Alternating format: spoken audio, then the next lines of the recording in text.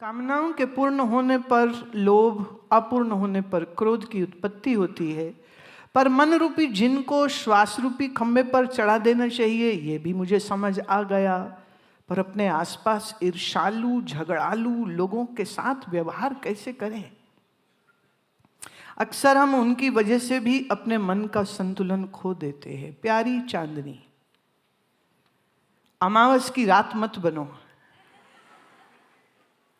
रही बात ईर्ष्या करने वाले झगड़ालू लोग जो तुम्हारे आसपास हैं, ये ईश्वर की बड़ी कृपा है कि तेरे आसपास ऐसे लोग हैं। अगर सब अच्छे होते तो तू यहां ना बैठी होती।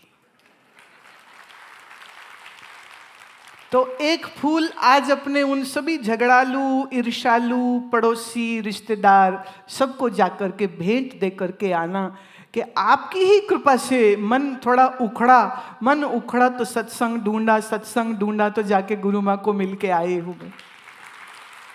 It is something to be thankful to all those people around you. मन इतना मूढ़ है ना, मन इतना मूढ़ है। मैंने कहा ना, सुख होता है तो ईश्वर भूल जाता है, सुख होता है तो संसार की चकाचौंध तुम्हें अंधा बना देती है। इसलिए ईश्वर करे झगड़े करने वाले और ज्यादा करें, पर उनसे तुम क्रोधित मत होना। ख्याल करना, अगर हिरण्यकश्यप सताता नहीं तो भक्त प्रहलाद भक्त कैसे होते? हिरण्यकश्यप सताता है, बाप है, सताता है, मारने की चेष्टा करता है, और प्रहलाद हर बार बच जाते हैं।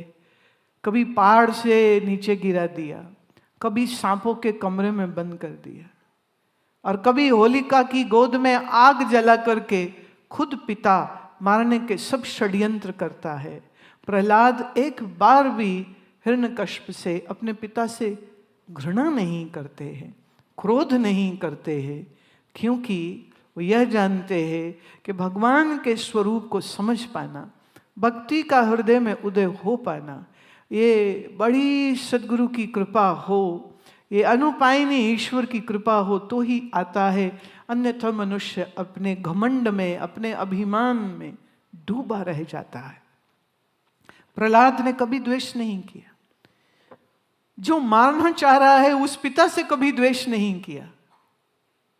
मैं नहीं समझती कि तुम्हारे घर वाले हिरण्यकश्यप जैसे होंगे, या वो तुम्हें इतना भारी कष्ट दे सकते होंगे, या तुम्हें उठा के बिल्डिंग से नीचे फेंक सकते होंगे। लड़ते हैं, झगड़ते हैं। सच ये है, जब तक जीवन में प्रेम नहीं है, सिवाय क्रोध के फिर होता क्या है? जिसके अंदर प्रभु प्रेम का रस नहीं है, वो तो सोना चांदी जेवर कपड़ा इसी के लिए मरता रहता है, और वो चाहता है ये मुझे मिल जाए, ये भी मुझे मिल जाए। लोभवश वो दूसरों से छीनना चाहता है।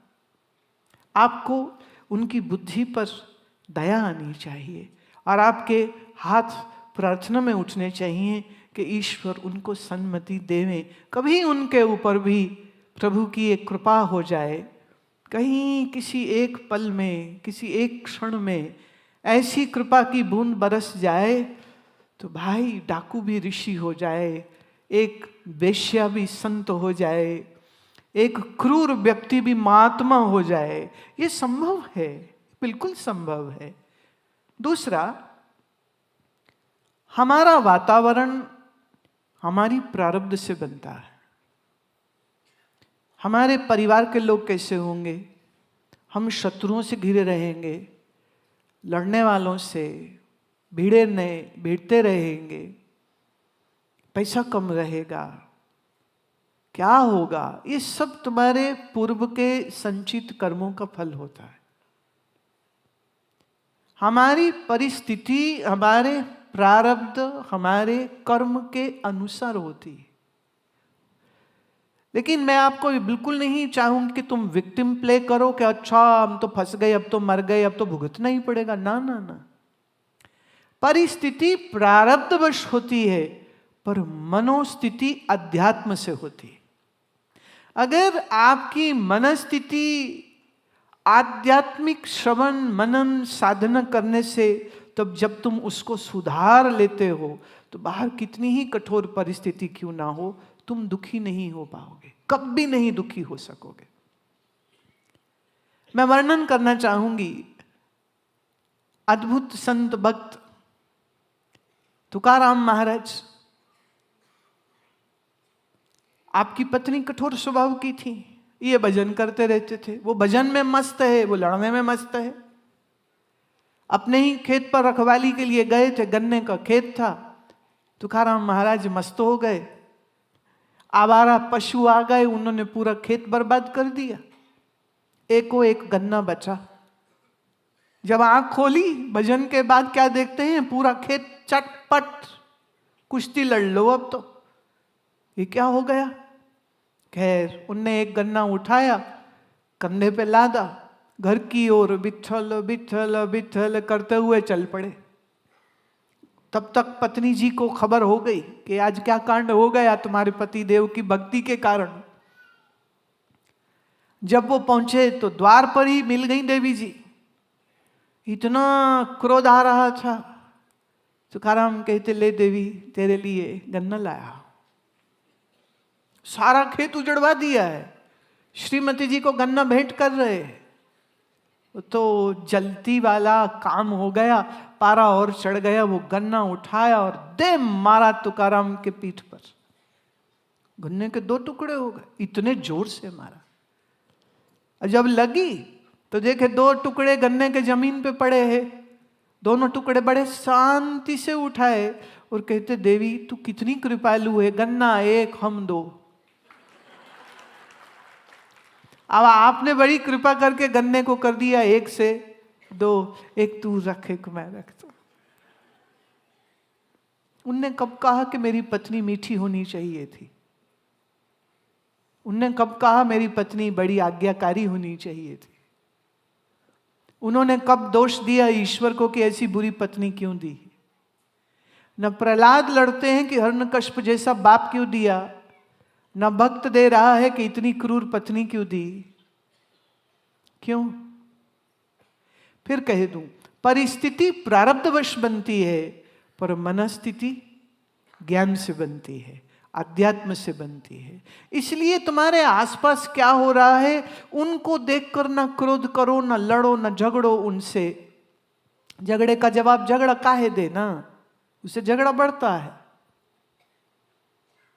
शांत चित्त को बनाना ये जिम्मेदारी तुम्हारी है, उनकी नहीं है। और लोग अक्सर कहते यूं तो हमें गुस्सा नहीं आता, पर ये जो औरत है ना, जब ये मुंह खोलती है तो मुझे गुस्सा आ जाता है। तो मतलब तुम्हारे गुस्से की जिम्मेदारी तुम्हारी पत्नी होगी क्या, या तुम्हारा बेटा होगा क्या? गलत। तुम्हारे मन की जिम्मेदारी तुम्हारे ऊपर है, किसी और के ऊपर नहीं। तो परिस्थिति हम बदल नहीं सकते, जो है सो है, लेकिन ख्याल रहे आप ऐसा यत्न प्रयत्न करें कि आप अपने मन को बदल लीजिए। और सच ये है जब मन बदल जाता है तो फिर बाहर की परिस्थिति आपको कष्ट नहीं देगी, नहीं दे सकती। दूसरा, जिम्मेदार आदमी वो है जो अपने कर्म के फल को शीश उठा करके भुगत लेता है। अगर मैंने पाप कर्म किए, फल दुख तब आया। अगर मुझसे पुण्य कर्म हुए थे तो फल सुख इसलिए आया। तो सुख आएगा कि दुख आएगा, विवेकी ज्ञान चिंतन करने वाला उस सुख में एक्साइटमेंट में पगलाएगा नहीं, और दुख आ जाए तो पीड़ित नहीं होता, रोता नहीं है। एक भक्त हुए हैं बीकन जी। बीकन जी के इकलौते पुत्र की शादी थी, बारात की तैयारी थी, ढोल ताशे बज रहे हैं, घर की स्त्रियां सजी धजी हैं, मित्र सब नाचने को तैयार हैं, घोड़ी तैयार है, दूल्हा भी तैयार है। बोले अरे बीकन जी कहाँ हैं? बोले कहाँ गए? ढूंढा ढूंढा ढूंढा, तो किसी ने कहा अरे वो तो अंदर कमरे में है। बोले अंदर कमरे में, इस समय क्या कर रहे हैं?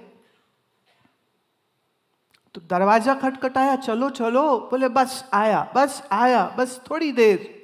अरे कर क्या रहे थे? नहीं नहीं कुछ नहीं कुछ नहीं। बारात चली, ढोल ताशे बज रहे, सब नाच रहे, सब खुशी से झूम रहे, गांव से बाहर तलक पहुंचे, और किसी ने ठीक घोड़ी के कान के पास जोर से ताशा कुछ बजा दिया, शहनाई बज गई, घोड़ी बिदक गई, घबरा गई, डर गई, भागने लग गई, सरपट भागी तो दूल्हा गिर गया, पांव अटक गया, सिर में पत्थर लग गया, वहीं के वहीं प्राण निकल गए। दूल्हा है, मृत है, अब बारात शव यात्रा में बदल गई। रोते पीते छाती कूटते हुए लाश को उठाए, घर वापिस लौट आए। बीकन जी शांत हैं, रोए नहीं, चिल्लाए नहीं, घबराए नहीं, कोई हैरानी भी नहीं उनके। भीतर जाते हैं और उनके हाथ में कफन होता है। शादी के घर में कफन का क्या मतलब? वो आते हैं, अपने पुत्र की देह पर उस कफन को डाल देते हैं। मित्र ने पूछा, भगत जी ये कफन अंदर से कैसे तुम लाए? बोले, आज सुबह जब मैं ब्रह्म मुहूर्त में ध्यान में बैठा हुआ था, भजन कर रहा था, तब ये प्रतीति हो गई थी कि आज पुत्र की मृत्यु हो गई। छोटा सा गांव है, सारे गांव के लोग शादी में नाच गा रहे हैं, खा पी रहे हैं, तो कफन का इंतजाम कैसे होता? तो जब तुम बाहर बारात की तैयारी कर रहे थे, मैंने खरीदे हुए उस कपड़े को काट के कफन की तैयारी कर ली थी, क्योंकि मुझे मालूम था आज पुत्र का मृत्यु योग है। सब लोग हैरान हैं कि कोई ऐसा भी मनुष्य कैसे हो सकता है। अच्छा, अगर मालूम ही था कि पुत्र मरेगा तो फिर बारात ना निकलने देते, घोड़ी रोक लेते, घोड़ी पे ना चढ़ने देते। बीकन जी बोले, समय के खेल में जो होना है वो होके रहेगा। मृत्यु का योग जब होगा तो वो मृत्यु घटित होके रहेगी, उसको कोई रोक नहीं सकता है। और ईश्वर इच्छा से देह बनी है, और प्रारब्ध वश जब ये समय पूरा होगा तो देह जाएगी। और मुझे सब स्वीकार है, जिस ठाकुर ने जीवन दिया वही ठाकुर जीवन को ले लेता है। जब देने पर मैंने ये नहीं कहा कि क्यों दिया, मैं शांत रहा जब पुत्र जन्मा था। तो आज जब वो वापिस ले रहा है, मैं कैसे शिकायत कर सकता हूँ क्यों ले रहे हो? ये उसकी वस्तु थी, उसने अपनी वस्तु मुझसे वापिस ले ली। रही बात मेरी, मेरा मन पहले भी भगवान के चिंतन स्मरण में था, मेरा मन आज भी इस वर्तमान काल में भी चिंतन स्मरण में है। रही बात पुत्र की, उसका जितना समय लिखा था वो उतना समय मेरे पास रहा। ये जीव किसी का न पुत्र है, न पिता है, न संबंधी है, न कुछ और। ये कर्म के नदी के प्रवाह में हमको शरीर मिलते हैं, परिवार मिलते हैं, एक जीवन जीते हैं, फिर शरीर चला जाता है।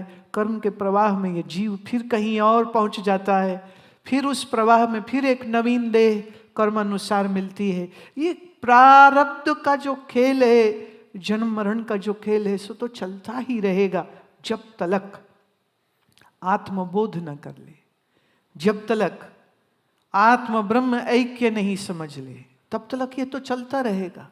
तो भीखन जी की परिस्थिति देखो तो मन अचंभा करता है कि कोई एक पिता ऐसे कैसे शांत रह सकता है। कोई एक पिता अपने ही पुत्र के ब्याह के दिन उसके कफन की तैयारी कैसे कर सकता है? ये फर्क है। जब आप गुरु के प्रसाद से ज्ञान के अमृत को पाते हैं तो आपके लिए जीवन की हर परिस्थिति को शांति से झेलने, समेटने, जीने की शक्ति वो आपको आपके अंदर से मिल जाती है।